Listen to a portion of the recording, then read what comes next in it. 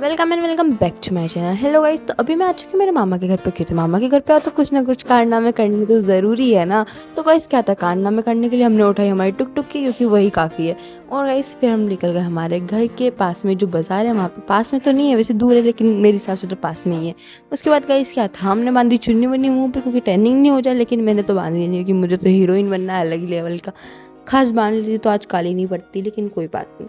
उसके बाद क्या था गाइस, फटाफट से हम पहुंच गए चप्पल की दुकान पे। पहले तो सबसे पहले गाइस चप्पल की दुकान पे पहुंचे, भैया को इतना समझे कि भैया ऐसे नहीं ऐसी चप्पल चाहिए, ऐसे नहीं ऐसी चप्पल चाहिए। लेकिन भैया का दिमाग थोड़ा सा झटका हुआ था, उन्हें एक भी चप्पल अच्छी नहीं दिखाई। लेकिन कोई बात नहीं, मैं दूसरी दुकान पे पहुंच गई। लेकिन वहाँ पे भी मेरे को मेरे नाप की चप्पल मिली ही नहीं। इतनी ज़्यादा भयंकर पसंद है कि पूछो ही मत।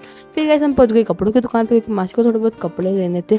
फिर हम पहुंच गए पनीर लेने के लिए, और फिर हम पहुंच गए पानी पूरी खाने के लिए। मतलब करने हम एक काम आए थे और करे हमने 1000 है। ओके गाइस, आज के लिए इतना ही। बाय। हाँ, ये मैं ही स्कूटी चला रही हूँ, सीख गई हूँ गाइस चलाना।